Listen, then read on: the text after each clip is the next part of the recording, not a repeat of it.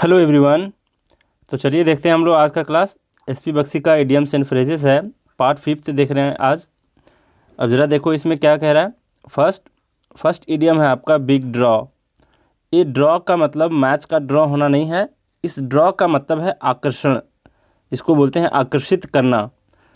तो बिग का मतलब हो गया आपका ह्यूज और ड्रॉ का मतलब हो गया अट्रैक्शन। मतलब मीनिंग इसका इसी में छुपा हुआ था। बिग ड्रॉ में ही इसका मीनिंग साफ नज़र आ रहा है कि बिग ड्रॉ का मतलब है कि बहुत बड़े स्तर का एक आकर्षण या फिर आकर्षित करना। अब जरा देखो इसका एग्जांपल दिया है, the match between India and Pakistan is always a big draw. इसका मतलब है कि जब भी मैच होता है इंडिया और पाकिस्तान के बीच, हम लोग देखते ही हैं, तो वो क्या होता है, हमेशा एक बिग ड्रॉ होता है। मतलब बहुत ही बड़े स्तर का आकर्षण होता है। सिर्फ इंडिया और पाकिस्तान के लोग ही नहीं बल्कि पूरे वर्ल्ड के लोग इसको देखते हैं। और आप लोगों को पता होगा कि स्टेडियम का क्या हाल होता है। स्टेडियम में एक सीट भी मिलना मुश्किल हो जाता है।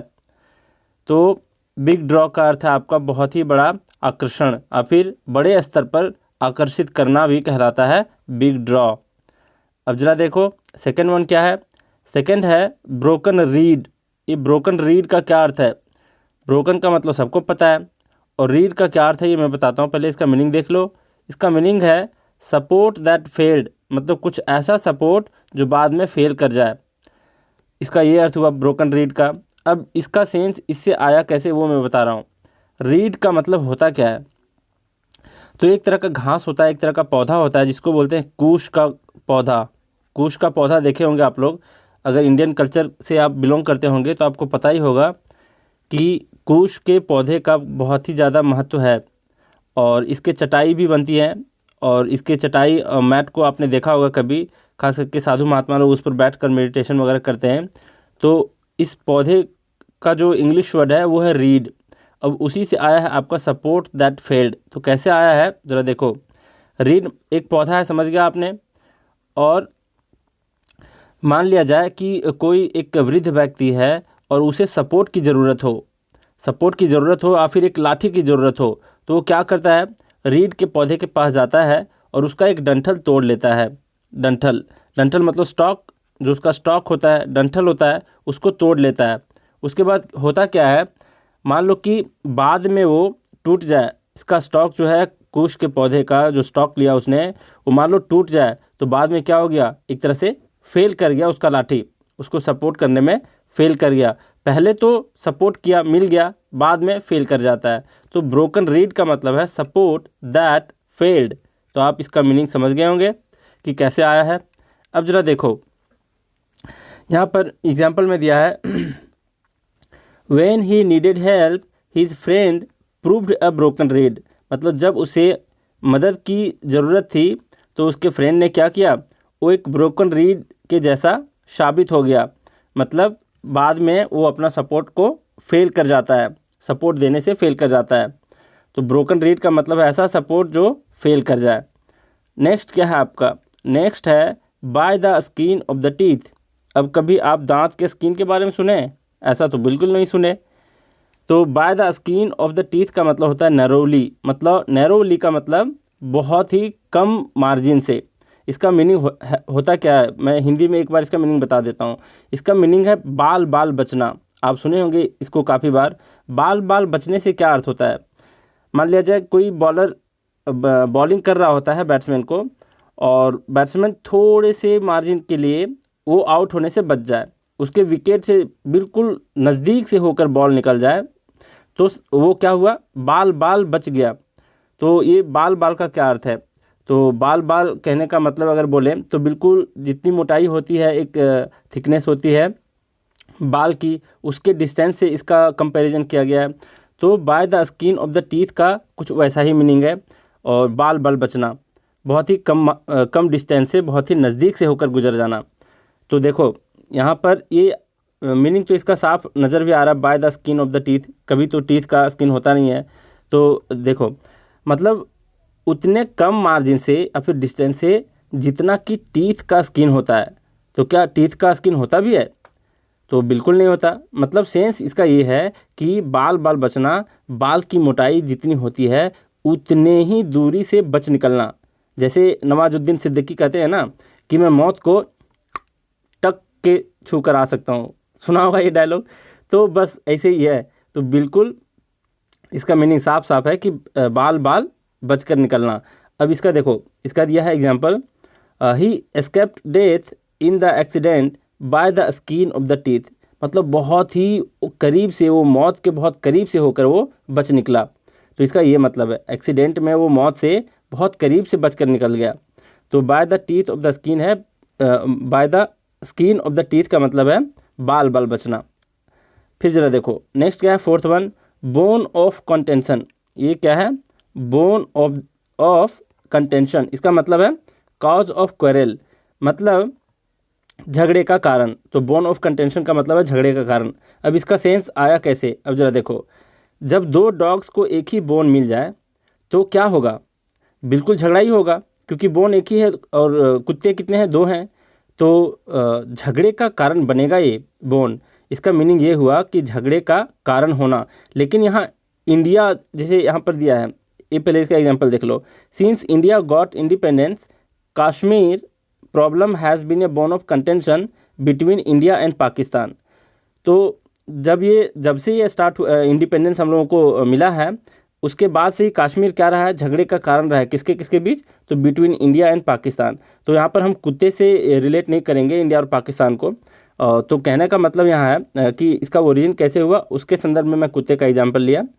तो अब जरा देखो, लेकिन देखो मुझे इसी से एक बात याद आती है कि जैसे रिसेंटली मैं एक ट्वीट पढ़ा था, तो बहुत ही इंटरेस्टिंग है वो ट्वीट। कोई एक पाकिस्तानी लड़की रहती है, काफ़ी फेमस है वो। तो वो ट्वीट करती है कि बताओ एक कुत्ते और एक इंडियन में क्या फ़र्क है। ध्यान से सुनना, वो पूछती है ट्वीट करके, बताओ एक कुत्ते और इंडियन में क्या फ़र्क है, मतलब डिमीन करते हुए इंडियन को। तो एक भारतीय देशभक्त ऐसा भी होता है, काफ़ी सरल भाषा में बोलता है और बहुत ही छोटे से बोलता है, बस एक बॉर्डर का फ़र्क है। वो फ़र्क बोलता भी नहीं, वर्ड फ़र्क यूज़ भी नहीं करता, बस बोलता है बस एक बॉर्डर का। तो समझ गए होंगे क्या कहने का अर्थ है इसका। तो अब आप इसका मतलब समझ गए होंगे कि दो कुत्ते अगर हों और उसके बीच एक ही क्या हो, बोन हो, तो जाहिर सी बात है कुत्ते के बीच लड़ाइयाँ होनी तय है। तो बोन ऑफ कंटेंशन का अर्थ है कॉज ऑफ क्वेरल, झगड़े का कारण होना। अब जरा देखो फिफ्थ वन क्या कह रहा है। फिफ्थ वन है beat a piece of one's mind, मतलब इसका मतलब है टू स्कोल्ड, मतलब काफ़ी ज़्यादा डांटना। अब जरा देखो ये आया कहाँ से, बीट का मतलब भी टुकड़ा होता है और पीस का मतलब भी टुकड़ा होता है, और एक किसी व्यक्ति का माइंड के टुकड़े होने की ये बात कह रहा है। तो इसका क्या अर्थ है जरा सुनो। एक बीमारी है एक तरह की, वो बीमारी का नाम है अल्जाइमर, सुने होंगे आप लोग, अल्जाइमर। इसका स्पेलिंग भी कभी कभी पूछ लेता है एग्जाम में, अच्छे से देखना। अल्जाइमर एक तरह की ऐसी बीमारी है, इसमें होता क्या है कि कनेक्शन बिटवीन न्यूरॉन्स जो होता है वो ब्रेक डाउन हो जाता है, मतलब टुकड़े होने का सेंस देता है ये बीमारी। किसका टुकड़े होने का, तो न्यूरॉन्स के ब्रेक डाउन होने का। तो ऐसे व्यक्ति का बिहेवियर पता है कैसा होता है, उनके सामने जाओ तो बस एक शब्द को बड़बड़ाते रहते हैं, बार बार रिपीट करते हैं। ये खास करके ऐसी बीमारी जिसमें मेमोरी लॉस भी होता है, उससे हमको ज़्यादा मतलब नहीं है, रिलेट करने की बात है। तो वो व्यक्ति एक ही शब्द को बार बार रिपीट करता है और मानो किसी को डांट रहा हो, एकदम दांत भींच करके गुस्से मूड में मिलेंगे आपको देखने को ऐसे पेशेंट जो होते हैं। तो इसका मीनिंग क्या हुआ कि दांत भींच कर गुस्से से एक ही वर्ड को बोल रहा हो, रिपीट कर रहा हो, मानो आपको डांट ही रहा हो वो व्यक्ति। तो इससे सेंस ये निकलता है कि वो किसी को डांट रहा है। तो आप इसी तरीके से याद रख लो कि beat a piece of one's mind का अर्थ है कि किसी को डांटना। और ऐसे भी सुना होगा आपने कि यार दिमाग का दही मत बनाओ, तो फिर बोलते हैं ना कि मेरे दिमाग का माँ बहन मत करो। तो ये इन जनरल बता रहा हूँ। तो इसका कहने का मतलब है कि किसी के दिमाग को इतना ख़राब मत कर दो कि वो बस आपके ऊपर चिड़ आ जाए उसको और आपको डांटना स्टार्ट कर दे। तो piece of one's mind, a beat of one's mind, ये दोनों का अर्थ है किसी को डांटना। अब जरा देखो इसका एग्जाम्पल क्या दिया है। My father wrote to my brother giving a piece of his mind about his insulting conduct, मतलब जो मेरे ब्रदर और फादर के बारे में ये बात कह रहा है कि मेरे फादर ने लिखा मेरे भाई को, एक चिट्ठी लिखता है और giving a piece of his mind, मतलब डांटते हुए वो क्या करते हैं, चिट्ठी लिखते हैं मेरे भाई को, किसके बारे में, उस मेरे भाई के इंसल्टिंग कंडक्ट के वजह से। मतलब जो मेरे भाई का जो बिहेवियर था, कंडक्ट का मतलब क्या, बर्ताव जो था, और कैसा बर्ताव, तो इंसल्टिंग बर्ताव था, उसके लिए मेरे पिताजी ने मेरे भाई को ऐसा एक पत्र लिखता है। तो अब ज़रा देखो, यहाँ समझ गए इसका मीनिंग। अब ज़रा देखो 6 नंबर है बोर्न विथ सिल्वर स्पून। अब तो इसका मीनिंग बताना ही क्या है, इसमें तो साफ साफ झलक रहा है कि क्या इसका मीनिंग हो सकता है। Born with silver spoon. अब ज़रा बताओ, कॉमन सेंस भी है कि कौन से ऐसे व्यक्ति जन्म लेते हैं कि सिल्वर स्पून से उसको खाना मिले। अब जो व्यक्ति सोने चांदी के चम्मच से भोजन करे, उसको क्या समझोगे कि जाहिर सी बात है कि वो बहुत रीच फैमिली से बिलोंग कर रहा हो। मतलब रीच फैमिली में जन्म लेना कहलाता है बोर्न विथ सिल्वर स्पून। अब जरा देखो, my friend does not have to worry about spending any amount of money as she is born with a silver spoon in her mouth. तो इसका मतलब है कि मेरी एक जो फ्रेंड है वो क्या है, उसे चिंता करने की कोई ज़रूरत नहीं होती है जब वो मनी को स्पेंड कर रही होती है। क्यों? क्योंकि as she is born with silver spoon in her mouth, मतलब वो क्या है कि काफ़ी रिच फैमिली में बोर्न हुई है, काफ़ी रिच फैमिली से बिलोंग करती है। अब यहाँ पर बुक में दे रखा है बोर्न विथ सिल्वर स्पून, लेकिन इसके बाद ये वर्ड भी आना चाहिए था, इन वंस माउथ, ऐसे करके। और इतना भी है तो भी आप मीनिंग समझ लेना कि ये कोई ऐसे व्यक्ति के बारे में बात कर रहा है जो काफ़ी रिच फैमिली में बोर्न हुआ हो। अब ज़रा देखो 7th नंबर क्या कह रहा है। 7th है burn candle at both ends. इसका मतलब है स्क्वेंडर। स्क्वेंडर का मतलब होता है क्या है, तो खर्च करना होता है, धन लुटा देना होता है। तो burn candle at both ends का मतलब भी होता है धन लुटा देना या खर्च कर देना मनमाने तरीके से। तो अब इसका सेंस आता कैसे, ज़रा देखो, इससे कैंडल से कैसे इसका मीनिंग समझोगे। तो मान लो आपको एक कैंडल जलाना हो और दोनों एंड से आपने जलाना शुरू कर दिया, तो क्या होगा, अब ज़रा बताओ क्या होगा उसके साथ। तो जाहिर है कि कैंडल का तुरंत खर्च हो जाना स्वाभाविक है। जब दोनों एंड से, मान लिया जाए ये कैंडल है, इधर से भी आप जला दे रहे हो और इधर से भी जला दे रहे हो, तो उसका खर्च होना लाजमी है। तो इससे यही सेंस निकलता है कि काफ़ी मात्रा में धन को लुटा देना, खर्च कर देना बेवजह, उसको कहते हैं burn candle at both ends. अब ज़रा देखो इसका मीनिंग क्या दिया, इसका एग्जांपल क्या दिया है। After the death of his father he is burning candle at both ends. मतलब पिताजी के मर जाने के बाद वो व्यक्ति करता क्या है कि वो काफ़ी ज़्यादा मात्रा में वो अपने धन को लुटा रहा होता है, एकदम आसक्त हो गया है किसी चीज़ के ऊपर, इस तरीके से वो खर्च कर रहा होता है। अब ज़रा देखो नेक्स्ट है 8th number by feats and starts. इसका मतलब इर्रेगुलरली होता है। इसका सेंस कैसे समझोगे। इर्रेगुलरली का मतलब अनियमितता, मतलब बिल्कुल नियमित तरह से नहीं। अब ज़रा देखो फीट्स का क्या मतलब होता है, तंदुरुस्त होना, और स्टार्ट का मतलब फिर से शुरू कर देना। अब आप बताओ कि जिम क्यों जाते हो आप, फिट होने के लिए, बिल्कुल फिट होने के लिए जाते हो, मतलब तंदुरुस्त दिखने के लिए। तो कुछ लोग ऐसे भी होते हैं कि जिम जाते हैं, जब फिट यानी तंदुरुस्त हो जाते हैं फिर क्या करते हैं, कुछ दिन के लिए जिम जाना छोड़ देते हैं। उसको लगने लगता है यार बॉडी तो बन गई, छोड़ो अब क्या जाना। फिर जब उनकी फिटनेस में कमी आती है तो क्या करते हैं, फिर से स्टार्ट कर देते हैं। देख रहे हो ये वर्ड स्टार्ट, फिर से वो क्या करते हैं, स्टार्ट कर देते हैं। कहाँ, जिमिंग करना, फिर से स्टार्ट कर देते हैं, फिर फिट हो जाते हैं, फिर छोड़ते हैं, फिर स्टार्ट करते हैं। मतलब इस तरह से कंटिन्यू रहता है। तो मतलब इसका सेंस यही रिफ्लेक्ट होता है कि इर्रेगुलर होता है वो व्यक्ति, अनियमित होता है, बिल्कुल नियमित तरीके से वो जिम नहीं जा रहा है। तो आप ऐसे ही समझोगे कि बाय फिट्स एंड स्टार्ट का मतलब क्या होता है, इर्रेगुलर तरीके से। अब इसका एग्जाम्पल देखो, if we study by fits and starts we can never be successful in our exams. मतलब अगर हम पढ़ाई करते हैं बाय फिट्स एंड स्टार्ट्स, मतलब रुक रुक कर इर्रेगुलर तरीके से, तो क्या होगा, हम कभी भी किसी एग्ज़ाम में सफलता नहीं पाएंगे। अब ज़रा देखो इसमें क्या दिया है नेक्स्ट है आपका by dint of. By dint का क्या मतलब है, बाय डिंट ऑफ का मतलब है बाय फोर्स ऑफ। मतलब इसका क्या है, इसका मतलब है कि किसी के बल पर, किसी के बलबूते, इसका हिंदी में ऐसे ही बोलेंगे, किसी के बल पर या फिर किसी के बलबूते। अब ज़रा देखो कैसे समझोगे। डिंट का जो मतलब ही होता है, डिंट, जैसे हम लोग डिडंट लिखते हैं ना, ऐसे डिड नॉट को शॉर्ट में, तो इसको भी डिंट ही पढ़ा जाता है, ऐसे ही पढ़ते हैं इसको। लेकिन ये वो वाला डिंट नहीं है, ये जो डिंट है इसका मतलब होता क्या है, तो इसका मतलब है फोर्स या फिर पावर। तो उसको बोल सकते हैं। अब हिंदी में अब अगर इसका मीनिंग पता हो तो आप इसका सेंस भी निकाल सकते थे एग्जाम में। तो डिंट का मतलब फोर्स या पावर होता है, मतलब इसका पूरा मीनिंग क्या है, किसी के बल पर, किसी के बलबूते। अब जरा देखो इसका एग्जाम्पल दिया, he achieved success in life by dint of hard work. मतलब कोई व्यक्ति के बारे में बोल रहा है कि वो सक्सेस को पाया कैसे, by dint of hard work, hard work के बलबूते, हार्ड वर्क के बलबूते उसने सक्सेस पाया, और या फिर हार्ड वर्क के बल पर उसने क्या किया, सफलता को पाया। तो बाय डिंट ऑफ का मतलब ही होता है किसी के बल पर, किसी के बलबूते। अब जरा देखो नेक्स्ट क्या है आपका 10th number last one, blow hot and cold. Blow hot and cold का क्या अर्थ है, तो to speak in favour and against at the same time. अब जरा देखो इसका सेंस कैसे आया। तो हॉट का मतलब होता है एक तरह से तीखा, जैसे आप तीखा भोजन करते हैं तो कहते हैं oh this is too much hot, खास करके फॉरेनर लोग ऐसे ही कहते हैं तीखा को। और जैसे क्वीन मूवी देखे होंगे, जब वो पानी पूरी खिला रही होती हैं, जो क्वीन रहती है, तो क्वीन मतलब वो रानी नहीं रहती है, मतलब जो एक्ट्रेस है, तो वो जब पानी पूरी खिला रही होती तो फॉरेनर लोग खाते हैं तो क्या बोलते हैं, oh this is too much hot, ऐसे करके बातें करते हैं। तो हॉट का मतलब है आपका तीखा, और कोल्ड का मतलब है शीतलता, शीतल।